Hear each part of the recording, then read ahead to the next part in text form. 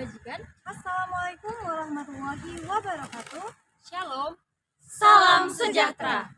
Kami dari kelompok 2 mata kuliah Pancasila, Prodi Pendidikan Bahasa dan Sastra Indonesia, mengangkat kasus dengan judul Pengaruh Penggunaan Media Sosial di Era Digital sebagai Perilaku Cyberbullying. Halo, perkenalkan nama saya Wike Apsari Borsinaga dengan NIM 22233111053. Perkenalkan, nama saya Endang Haristanti Gultom dengan NIM 22231111069. Perkenalkan, nama saya Rosenta L. Situngkir dengan NIM 22231111074. Kenalkan, nama saya Felicia Joy Sitinjak dengan NIM 22231111081.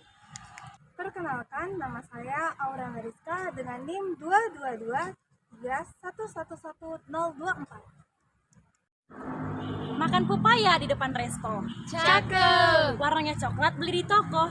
Izinkan kami menampilkan video. Isinya singkat, nggak neko-neko. Selamat menyaksikan. Ayo. Dadah.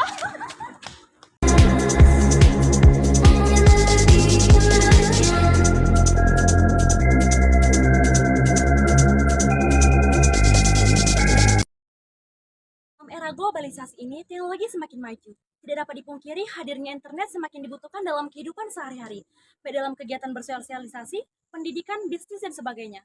Kesempatan ini juga dimanfaatkan oleh vendor smartphone serta tablet murah yang menjadi tren.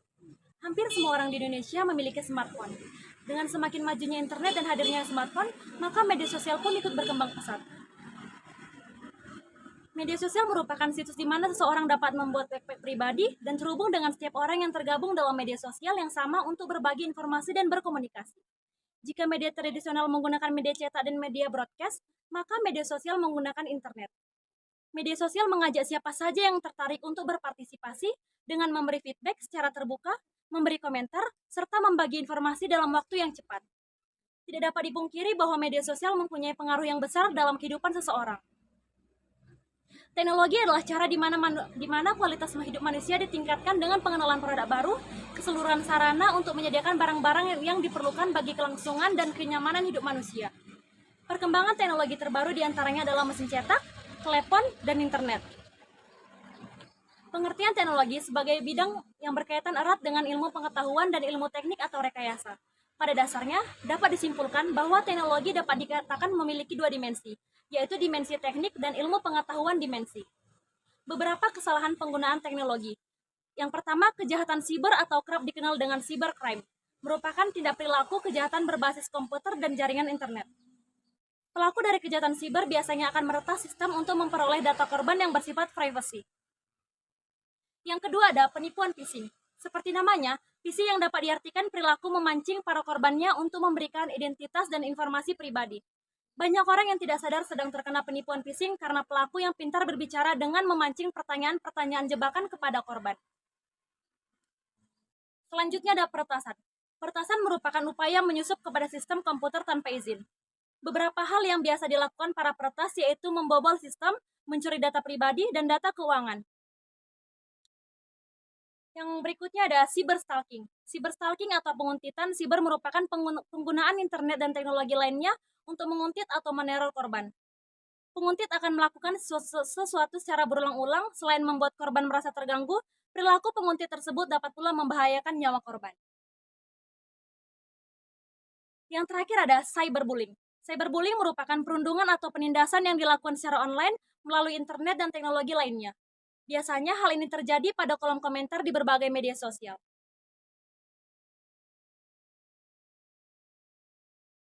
Video Nisa Sabian lagi menyanyi di depan cermin langsung banjir hujatan dari netizen.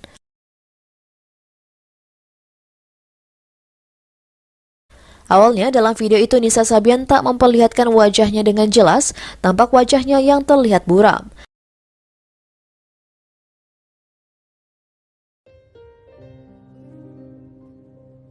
Dirinya hanya fokus pada bunga kuning yang ada di depannya, tangan kiri sedang terlihat memegang ponsel warna hitam. Video tersebut dibuat di rumah kediamannya yang membuat suasana semakin misterius. Tanpa sepatah kata pun Nisa Sabian yang terlontar dari mulutnya untuk menjelaskan alasan dibuatnya video tersebut. Tetapi kini netizen sudah menaruh kecurigaan pada Nisa Sabian. Suara lantunan berbahasa Arab pun terdengar diiringi oleh iringan musik piano. Ada hal menarik, jika sebelumnya kolom komentar Nisa Sabian di Instagramnya ditutup, kini dirinya mulai memberanikan diri untuk buka kolom komentar di Instagramnya. Komentar beragam pun menghampiri kolom komentar pada Instagram dari Nisa Sabian. Salah satu kasus penyalahgunaan teknologi yang diangkat adalah cyberbullying. Kasus cyberbullying terhadap Nisa Sabian sebagaimana diketahui sejak awal Februari 2021 lalu, Nisa Sabian merupakan penyanyi religi Indonesia mendapatkan sorotan tajam dari publik terkait isu perselingkuhannya dengan anggota band Sabian. Permasalahan semakin besar ketika netizen ramai-ramai melakukan bullying terhadap Nisa Sabian melalui komentar pada akun pribadi, dan tidak cukup pada akun pribadinya, netizen juga ramai melakukan cyberbullying pada akun gosip@lambetura dengan 10 juta pengikut, mengunggah berita terbaru korban dan membocorkan foto pribadi korban yang bukan untuk konsumsi publik. Unggahan bullying online atau cyberbullying merupakan perbuatan merugikan yang dilakukan dengan sengaja dan berulang-ulang menggunakan media komputer, telepon genggam, dan perangkat elektronik lainnya. Dengan mengacu pada perbuatan melalui pengiriman pesan ancaman atau mempermalukan korban secara non-verbal melalui teks, berkomentar menghina korban pada media platform di internet, pada salah satu unggahan Instagram di akun Nisa Sabian yang mendapatkan 644.030 likes dan 17.976 komentar menjuru pada tindakan cyberbullying. Dengan postingan tersebut, belakangan ini karakter yang telah Nisa bangun dengan masyarakat tiba-tiba terpatahkan karena adanya rumor hubungan percintaan dengan salah satu anggota Gambus yang tak lain masih berstatus suami orang. Kabar ini akhirnya menimbulkan banyak pertentangan dan tak berselang lama banyak sekali komentar cyberbullying oleh masyarakat di akun @nisa_sabian sebagaimana karakter positif yang selama ini telah ia bangun akhirnya mendapatkan penolakan melalui komentar intimidasi dan perundungan terhadap dirinya di media sosial.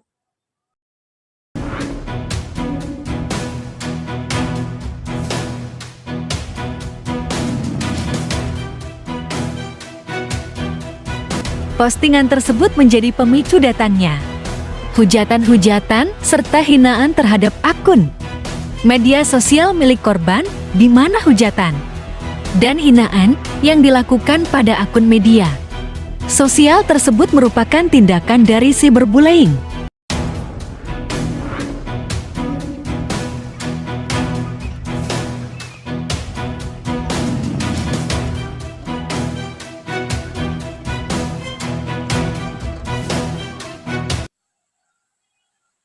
Lihat IG ya.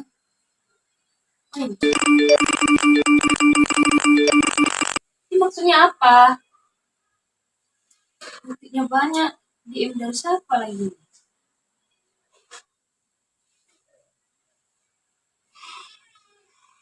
Ini maksudnya apa?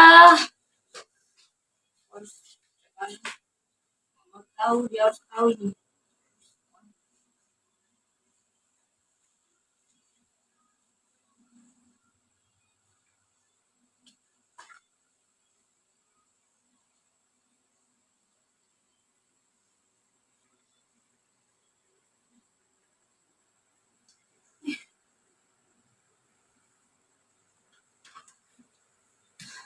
Maksudnya apa sih? Itu mana? Tolong balas tuh chatku. Enggak, dia nggak perhatian sama aku.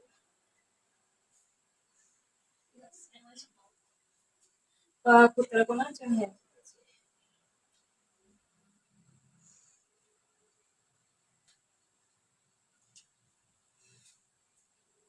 Lagi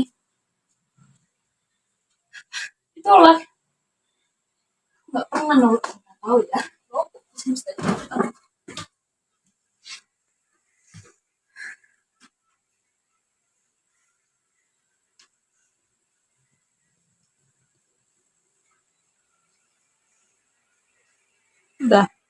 Beberapa hari berlalu, Fani yang terus mendapatkan hinaan dan cemoohan dari teman-teman bahkan orang sekitarnya, mengalami keterpurukan dan depresi.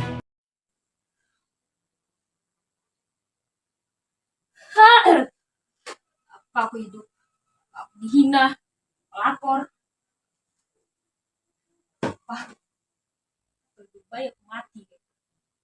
Apa aku hidup? Dihina, caci maki. Semua orang menghina aku. Apa maunya orang? Mana?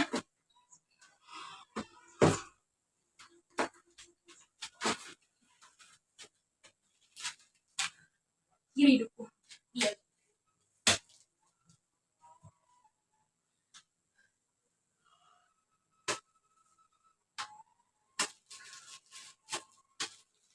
Ini semua orang. Adik peduli lagi sama aku. Nggak peduli sama aku.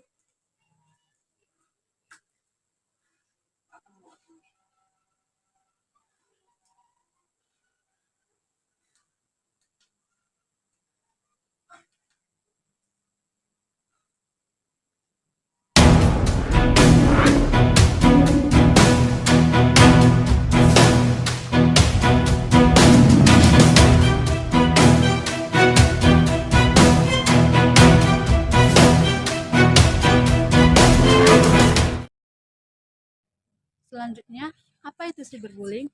Cyberbullying dalam bahasa Indonesia disebut sebagai perundungan dunia maya. Cyberbullying adalah bentuk kekerasan yang dilakukan melalui teknologi digital. Perilaku ini melibatkan penggunaan media sosial, platform chatting, game online, dan media elektronik lainnya untuk melakukan tindakan kejam seperti fitnah, cemooh, kata-kata kasar, pelecehan, ancaman, dan hinaan terhadap seseorang. Cyberbullying dilakukan secara sengaja untuk mengintimidasi, memancing amarah, atau membuat korban merasa malu dan takut.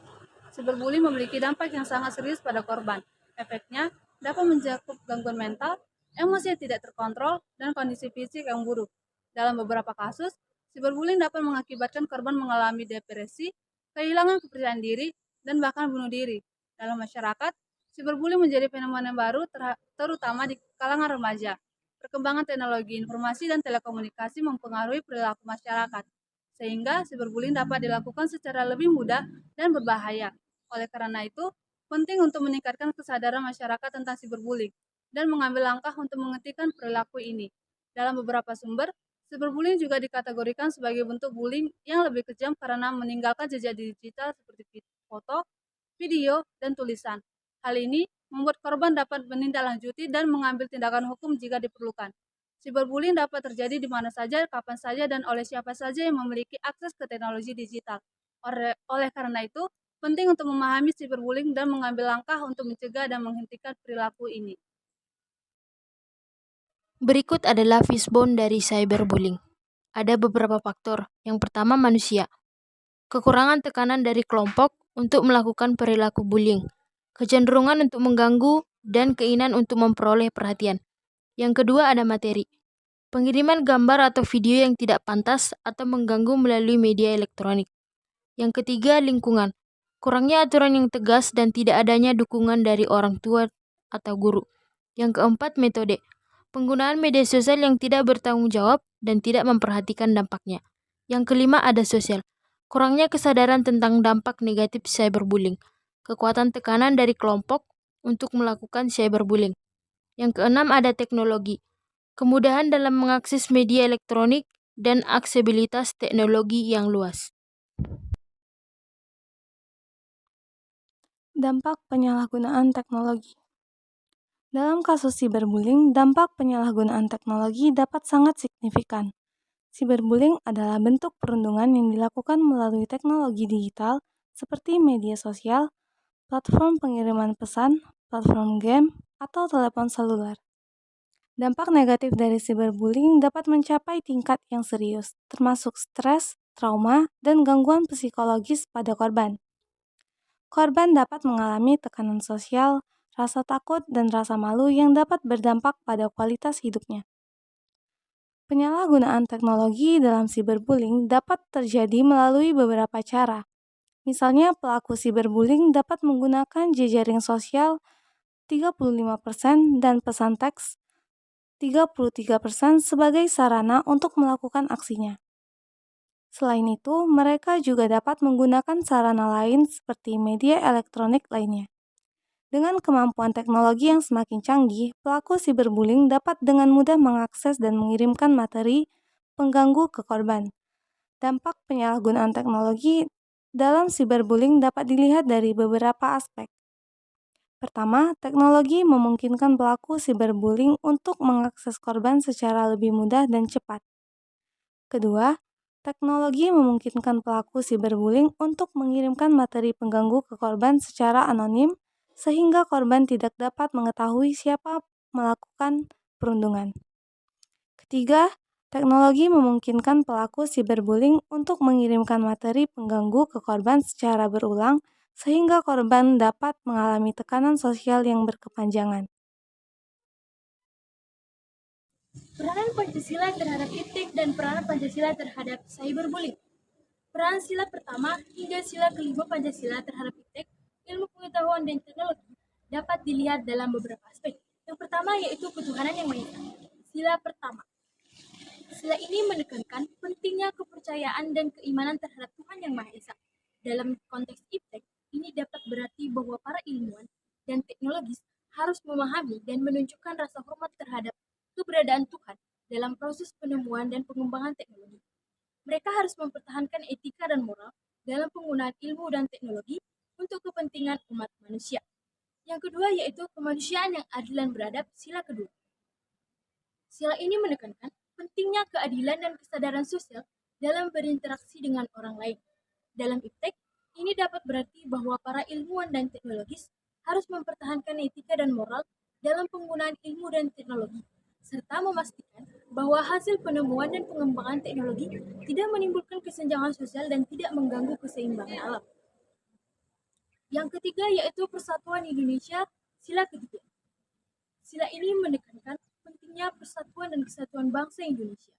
Dalam iptek, ini dapat berarti bahwa para ilmuwan dan teknologis harus bekerja sama dan berkoordinasi dalam pengembangan teknologi untuk memungkinkan kualitas hidup masyarakat Indonesia secara berimbang dan berkelanjutan. Yang keempat yaitu kerakyatan yang dipimpin oleh hikmat kebijaksanaan dalam permusyawaratan perwakilan, sila keempat. Sila ini menekankan pentingnya musyawarah dan perwakilan dalam pengembangan keputusan. Dalam iptek, ini dapat berarti bahwa para ilmuwan dan teknologis harus bekerja sama dan berkoordinasi dalam pengembangan teknologi, serta mempertahankan etika dan moral dalam pengembangan ilmu dan teknologi. Yang kelima, keadilan sosial bagi seluruh rakyat Indonesia. Sila ini menekankan pentingnya keadilan sosial dan kesetaraan dalam berbagai aspek kehidupan. Dalam iptek, ini dapat berarti bahwa para ilmuwan dan teknologis harus memastikan bahwa hasil penemuan dan pengembangan teknologi tidak menimbulkan kesenjangan sosial dan tidak mengganggu keseimbangan alam, serta mempertahankan etika dan moral dalam penggunaan ilmu dan teknologi. Nah, berikutnya, peranan Pancasila terhadap cyberbullying. Dalam konteks, Pancasila muncul sebagai pedoman untuk membantu individu berperilaku lebih terkendali. Pancasila memiliki sifat humanis yang mengedepankan nilai-nilai kemanusiaan, dan itu diperlukan untuk meningkatkan kesadaran akan nilai-nilai tersebut. Pancasila juga berfungsi sebagai dasar untuk menerapkan norma-norma yang terkandung dalam Pancasila dalam masyarakat dan kehidupan sosial.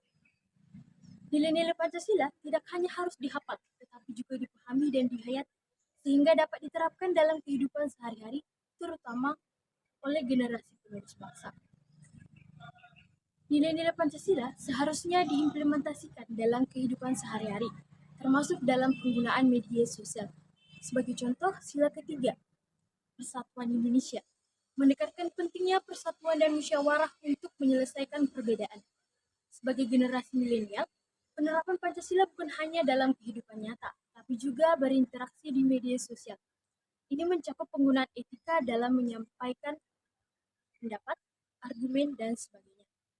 Masyarakat dapat menerapkan nilai Pancasila dalam bermedia sosial, seperti menghormati kepercayaan setiap individu, sila pertama, berprinsip pada keadilan dan empati terhadap sesama, sila kedua, memperkuat rasa persatuan dan menghindari provokasi, sila ketiga, mendengarkan pendapat orang lain dan mendahulukan kepentingan bersama, sila keempat, serta bersikap adil dan menghargai hak setiap individu, yaitu sila kelima. Dengan menerapkan nilai-nilai Pancasila dengan benar, masalah bullying dapat dikurangi risikonya dan masyarakat menjadi lebih sadar bahwa bullying adalah masalah yang serius dan berdampak pada kondisi psikologis seseorang. Pancasila mencakup nilai-nilai moral dan etika yang sangat penting saat berkomunikasi dengan sesama, baik dalam kehidupan sehari-hari maupun di media sosial. Ini mencakup sikap bertoleransi terhadap sesama, menjaga sopan santun, mendukung kejujuran, dan banyak nilai positif lainnya. Pengamalan nilai-nilai Pancasila dan berinteraksi di media sosial sangat penting agar kasus penyebaran berita bohong, ujaran kebencian yang dilakukan oleh oknum tidak bertanggung jawab, dan diskriminatif dapat diminimalisir dan tidak mengancam persatuan. Hukum dalam kasus cyberbullying. Dalam hukum Indonesia, ketentuan cyberbullying diatur dalam Undang-Undang ITE pada pasal 27 ayat 3 dan 4. Pasal 27 ayat 3 berbunyi, setiap orang dengan sengaja dan tanpa hak mendistribusikan atau mentransmisikan dan membuat dapat diaksesnya informasi elektronik atau dokumen elektronik yang memiliki muatan penghinaan atau pencemaran nama baik. Pasal 27 ayat 4 berbunyi, setiap orang dengan sengaja dan tanpa hak mendistribusikan atau mentransmisikan atau membuat dapat diaksesnya informasi elektronik atau dokumen elektronik yang memiliki muatan pemerasan atau pengancaman. Sanksi untuk pelaku cyberbullying di Indonesia yang pertama yaitu penyelidikan. Kominfo atau Barreskrim melakukan penyelidikan terhadap laporan atau pengaduan yang diterima untuk menentukan apakah ada bukti permulaan yang cukup untuk menjerat pelaku cyberbullying sebagai tersangka. Yang kedua yakni penyidikan. Jika ada bukti permulaan yang cukup, Barreskrim melakukan penyidikan terhadap tersangka cyberbullying untuk mengumpulkan bukti-bukti yang lebih kuat dan lengkap untuk dijadikan sebagai dasar penuntutan. Yang ketiga, penuntutan. Jika ada bukti-bukti yang cukup dan meyakinkan, Barreskrim menyerahkan berkas perkara kepada Jaksa Penuntut Umum untuk dilakukan penuntutan di pengadilan negeri. Jaksa Penuntutan Umum membuat surat dakwaan yang berisi tuntutan hukum terhadap terdakwa cyberbullying sesuai dengan pasal. Yang keempat yakni hukuman. Pelaku cyberbullying dapat dikenakan hukuman pidana penjara paling lama 3-6 tahun per bulan dan dengan denda paling banyak 72 juta seperti yang diatur dalam Undang-Undang Nomor 35 Tahun 2014. Yang kelima, sanksi sosial. Selain hukuman pidana, pelaku cyberbullying juga dapat dikenakan sanksi sosial yang dapat berupa teguran lisan, tertulis ataupun sanksi lain yang bersifat edukatif. Yang pertama, membatasi penggunaan media. Membatasi penggunaan media sosial dapat membantu mengurangi kemungkinan terjadinya cyberbullying. Hal ini dapat dilakukan dengan mengatur privasi akun, memblokir konten yang tidak diinginkan, dan menghentikan interaksi dengan orang yang tidak diinginkan. Yang kedua, membatasi komentar tidak penting. Membatasi komentar tidak penting dapat membantu mengurangi kemungkinan terjadinya cyberbullying. Hal ini dapat dilakukan dengan tidak memberikan perhatian kepada komentar yang tidak relevan dan tidak membalas komentar yang tidak diinginkan. Yang ketiga, memberikan afirmasi positif pada diri sendiri. Memberikan afirmasi positif pada diri sendiri dapat membantu mengurangi dampak cyberbullying. Hal ini dapat dilakukan dengan memberikan komentar positif pada diri sendiri, memuji diri sendiri, dan memperhatikan kelebihan diri sendiri. Yang keempat, berkumpul dengan orang lain. Berkumpul dengan orang lain dapat membantu mengurangi dampak cyberbullying. Hal ini dapat dilakukan dengan berbicara dengan orang lain tentang apa yang sedang dialami, mendapatkan dukungan dari orang lain, dan berpartisipasi dalam aktivitas yang positif. Yang kelima, menggunakan teknologi untuk mencegah. Hal ini dapat dilakukan dengan menggunakan aplikasi yang dapat mendeteksi dan menghentikan pesan yang mengandung kata-kata kasar atau ancaman, serta memblokir konten yang tidak diinginkan. Yang keenam, menghentikan cyberbullying. Menghentikan cyberbullying dapat dilakukan dengan menghentikan sumber perundungan dan mengambil tindakan hukum jika perlu. Korban cyberbullying juga perlu mendapatkan dukungan emosional dan bantuan profesional untuk mengatasi dampak perundungan. Yang ketujuh, mengembangkan etika online. Mengembangkan etika online yang lebih baik dapat membantu mencegah cyberbullying. Hal ini dapat dilakukan dengan mengedukasi penggunaan media sosial yang benar dan membatasi pembagian data pribadi ke ruang publik. Jika di sana bukan di sini, jangan dulu kita pergi. Kami akhiri video ini, lain kali kita sambung lagi. Jangan lupa Like, comment, share, And subscribe! bye!